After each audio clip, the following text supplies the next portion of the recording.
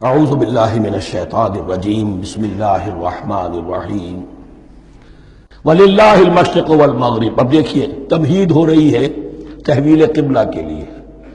اب ظاہر بات ہے کہ بڑی حساس جو ہے وہ ایک کیفیت تھی یہ، تو یروشلم کے ساتھ جن کو دلچسپی تھی اور ان کے دلوں میں اس کی عقیدت تھی، مکہ مکرمہ اور بیت اللہ کے ساتھ جن کو دلچسپی تھی اور ان کے دلوں میں اس کی عقیدت تھی، تو اس حوالے سے یہ قبلہ بدلنا، اور 2 دفعہ بدلا ہے قبلہ۔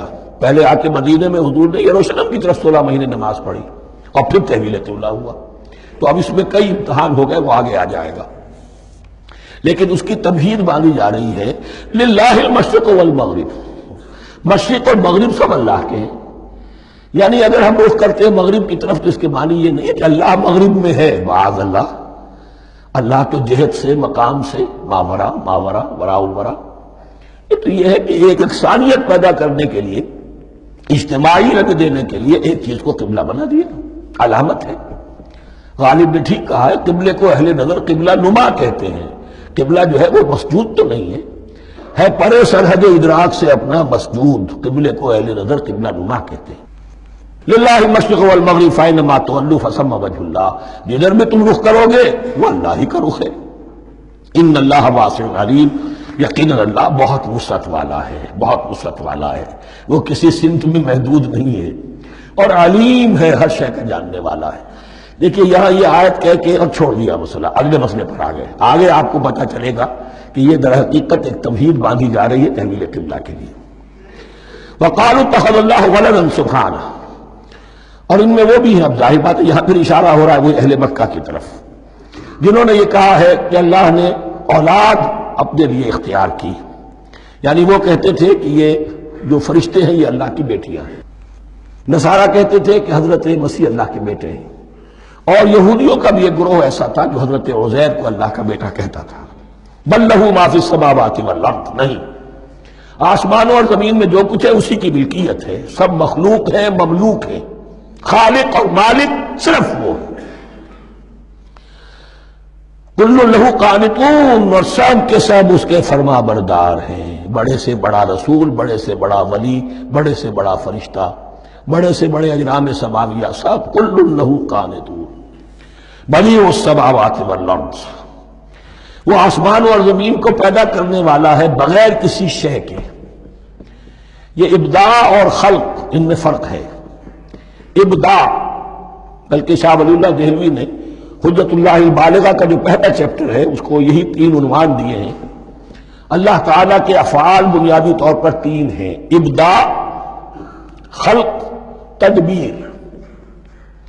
ابداع ہے جسے انگریزی میں کہتے ہیں کریشن ایکس نہیلو، عدم محض سے کچھ بنا دیا، کچھ نہیں تھا بنا دیا، کن فیکون، یہ ابداع ہے۔ خلق ہے اب ایک چیز سے دوسری چیز بنانا، گارے سے انسان بنایا، یہ تخلیق ہے، آگ سے جن بنایا، یہ تخلیق ہے، نور سے فرشتے بنایا، یہ تخلیق ہے۔ تو ابداع، بدیع وہ ہے کہ جس نے نئی چیز، اسی لیے بدعت ہمارے ہاں کہلاتی ہے وہ شے جو دین میں نہیں تھی اور خامخواہ لا کے شامل کر دی گئی، جس کی کوئی جڑ بنیاد دین میں نہیں ہے، وہ بدعت ہے۔ اس سے یہ لفظ بدیع السماوات والارض، وَإِذَا قَضَىٰ أَمْرًا فَإِنَّمَا يَقُولُ لَهُ كُن فَيَكُونُ، اس کی شان تو یہ ہے کہ جب وہ کسی معاملے کا فیصلہ کر لیتا ہے تو بس کہتا ہے کہ ہو جا، اور وہ ہو جاتی ہے۔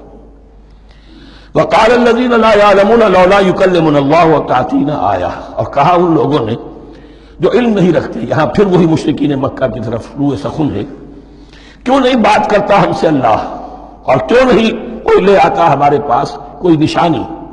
یہ میں عرض کر چکا ہوں، یہ مضمون جو ہے کہ ان کا مطالبہ تھا بہت شدت کے ساتھ کہ تم معجزے ویسے ہی دکھاؤ جیسے تم کہتے ہو کہ عیسیٰ نے دکھائے تھے، موسیٰ نے دکھائے تھے، تو ہمارے یہ مطالبے پورے کر دو، ہم مان لیں گے۔ یہ ذکر آئے گا سورہ انعام میں اور پھر سورہ بنی اسرائیل میں۔ كَذَلِكَ قَالَ الَّذِينَ مِن قَبْلِهِمْ مِثْلَ قَوْلِهِمْ، اسی طرح کی باتیں جو لوگ ان سے پہلے آئے تھے وہ بھی کہتے رہے۔ تشابہت قلوبہم، ان کے دل ایک دوسرے سے مشابہ ہو گئے ہیں۔ قد بینا الآیات لقوم یوقنون، اور ہم نے تو اپنی آیات کو واضح کر دیا ہے ان لوگوں کے لیے جو یقین کرنا چاہیں۔ انا ارسلناک بالحق بشیرا ونذیرا، اے نبی ہم نے آپ کو بھیجا ہے حق کے ساتھ بشیر اور نذیر بنا کر۔ بنیادی حیثیت آپ کی یہ ہے کہ آپ اہل حق کو بشارت دیں، فراح و ریحان و جنت النعیم، فسلام لک من اصحاب الیمین، یہ بشارت دیجیے۔ اور جو غلط راستے پر جائیں، کفر کریں، منافقت میں مبتلا ہوں، ملحد ہوں اور بدعملی کریں، ان کو آپ خبردار کر دیجیے کہ جہنم ان کے لیے تیار کر دی گئی ہے۔ آپ کا کام دعوت ہے، ابلاغ ہے، تبلیغ ہے، نصیحت ہے۔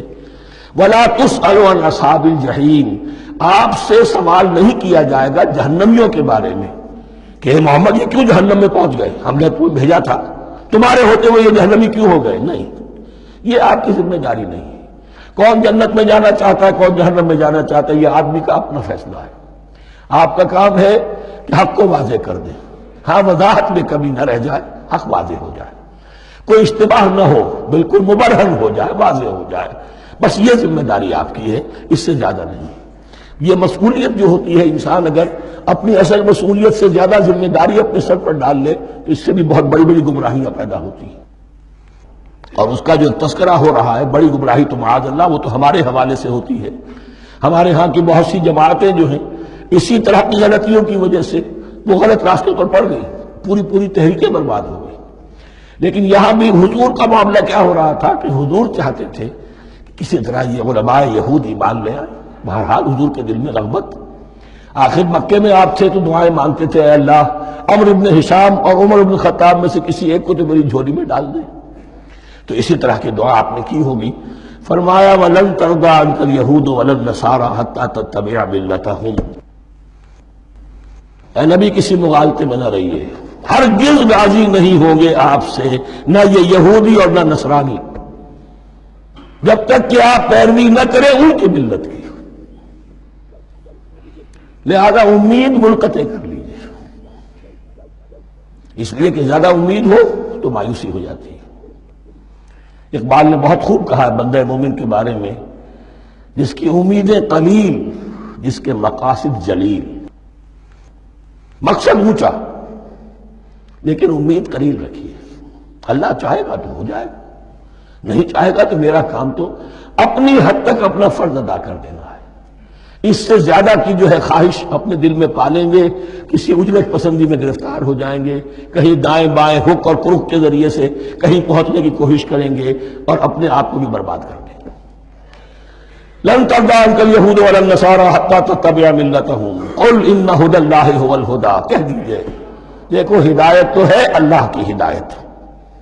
وَلَئِنِ اتَّبَعْتَ أَهْوَاءَهُمْ، اور نبی آپ بھی کان کھول کر سن لیں، اگر آپ نے ان کی خواہشات کی پیروی کی، یہاں ہم جوڑ دیں گے الفاظ بالفرض بفرض محال، اگر آپ نے ان کی خواہشات کی پیروی کی کہ کچھ چلو لے دو کر معاملہ کر لو، کچھ ان کی بات مانو، کچھ اپنی بات منوا لو۔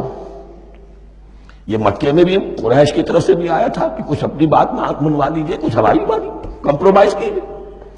اب ظاہر بات ہے کہ یہاں اب یہود کے ساتھ یہی معاملہ ہے۔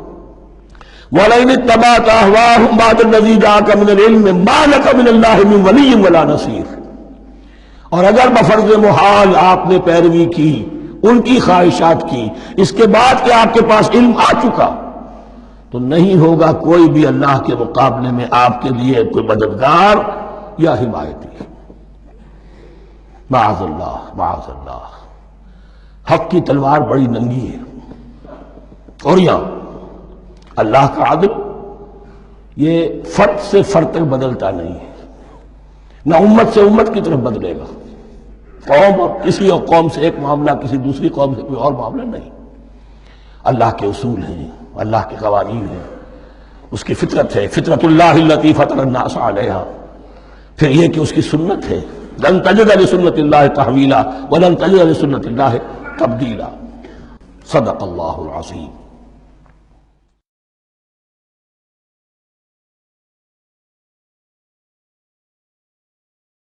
اعوذ باللہ من الشیطان الرجیم، بسم اللہ الرحمن الرحیم۔ الذین آتیناہم الکتاب یتلونہ حق تلاوتہ، وہ لوگ کہ جنہیں ہم کتاب دیتے ہیں وہ اس کی تلاوت کرتے ہیں جیسا کہ اس کی تلاوت کا حق ہے۔ اس پر میں نے اپنے کتاب سے بحث کی ہے، تلاوت کا اصل حق کیا ہے۔ مسلمانوں پر قرآن مجید کے حقوق نامی کتاب سے اب یہاں پہ تفصیل سے بیان کرنے کا وقت نہیں ہے، لیکن ایک بات جان لیجئے کہ تلاوت کا لفظ جو قرآن کے لیے قرآن نے اختیار کیا یہ بڑا ذو معنیین ہے۔ تلا یتلو ہم اسے بھی کہتے ہیں پڑھنا، اور تلا یتلو کسی کے پیچھے پیچھے چلنے کو کہتے ہیں۔ والشمس وضحاها والقمر اذا تلاها، سورج کے بعد پیچھے آتا ہے چاند۔ تو یتلو کے معنی کیا ہے؟ when you are reading the book you are following the text۔ بعض لوگوں کو دیکھا ہوگا انگلی ان کی چلتی ہے ساتھ ساتھ، وہ بیچارے جو زیادہ ماہر نہیں ہیں تو تاکہ نگاہ ادھر سے ادھر نہ ہو جائے، ایک سطح سے دوسری سطح پر نہ پہنچ جائے، انگلی بھی ساتھ ساتھ پھیرتے ہیں، تو فالوئنگ دی ٹیکسٹ۔ لیکن اس تلاوت کا اصل حق کیا ہوگا؟ جب آپ اس کتاب کو فالو کریں، اسے اپنا امام بنائیں، اس کے پیچھے چلیں، اس کا اتباع کریں، اس کی پیروی کریں، جس کی کہ دعا ہم کرتے ہیں وَاجْعَلْهُ لَنَا إِمَامًا وَنُورًا وَهُدًى وَرَحْمَةً، تو اللہ تو بنائے گا ہمارا امام اس کو اسی وقت جب کہ ہم فیصلہ کر لیں کہ ہم اس کتاب کے پیچھے چلیں گے۔ الذین آتیناہم الکتاب یتلونہ حق تلاوتہ اولئک یؤمنون بہ، جو اللہ کی کتاب کی تلاوت کا حق ادا کرے اور اس کی پیروی بھی کرے، وہی ہے جو اس پر ایمان رکھتے ہیں۔ جو نہ تلاوت کا حق رکھتے ہو ادا کریں نہ پیروی کریں، وہ دعویٰ کریں کہ ہمارا ایمان ہے تورات پر اور کتاب پر، تو یہ دعویٰ جو ہے جھوٹا دعویٰ ہے۔ میں وہ حدیث آپ کو سنا چکا ہوں، ما آمن بالقرآن من استحل محارمہ، جس شخص نے قرآن کی کسی حرام کردہ شے کو اپنے لیے حلال کر لیا، اس کا قرآن پر کوئی ایمان نہیں۔ ومن یکفر بہ فاولئک ھم الخاسرون، اور جو اس کا کفر کرے گا تو وہی لوگ ہیں خسارے میں رہنے والے۔ اب وہ بریکٹ بند ہو رہی ہے، وہ آیت کے جو چھٹے رکوع کے شروع میں آئی تھی دوبارہ آ گئی جوں کی توں، یا بنی اسرائیل اذکروا نعمتی التی انعمت علیکم وانی فضلتکم علی العالمین۔ یہ ترتیب ذہن میں رکھیے۔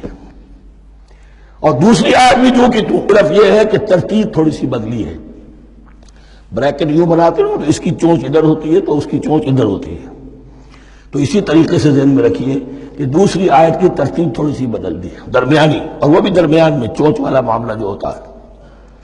وَاتَّقُوا يَوْمًا لَا تَجْزِي نَفْسٌ عَن نَفْسٍ شَيْئًا، یہ تو جو کہ تو وہی ہے، ڈرو اس دن سے جس دن کوئی جان کسی دوسری جان کے کام نہ آ سکے گی۔ وَلَا يُقْبَلُ مِنْهَا عَدْلٌ، وہاں کیا تھا وَلَا يُقْبَلُ مِنْهَا شَفَاعَةٌ، یہاں کیا آیا وَلَا يُقْبَلُ مِنْهَا عَدْلٌ، نہ اس سے کوئی فدیہ قبول کیا جائے گا۔ وَلَا تَنفَعُهَا شَفَاعَةٌ، یہ شفاعت بعد میں لے آئے، عدل پہلے لے آئے، وہاں شفاعت پہلے ہے عدل بعد میں، بس یہ تبدیلی ہے۔ وَلَا هُمْ يُنصَرُونَ، اور یہ پھر جو کا تو وہی جو پہلی آیت میں تھا، جو چھٹے رکوع کی دوسری آیت ختم ہوئی، نہیں انہیں کوئی مدد مل سکے گی۔ یہ جو حصہ تھا جو تقریباً 10 رکوعوں پر مشتمل تھا، سورہ بقرہ کے 18 رکوع کہ جن میں روح سخن ہے سابقہ امت مسلمہ کی طرف، 4 رکوع بڑے عموم کے حامل تھے، لیکن بین السطور وہاں بھی اشارے موجود تھے، روح سخن جو تھا وہ بنی اسرائیل کی طرف۔ 10 رکوعوں میں صراحت کے ساتھ ساری گفتگو ہونی سے ہے، الا یہ کہ ایک جگہ مسلمانوں سے خطاب کر لیا، کچھ آخر میں اہل مکہ کا تذکرہ بھی ہو گیا۔ صدق اللہ العظیم۔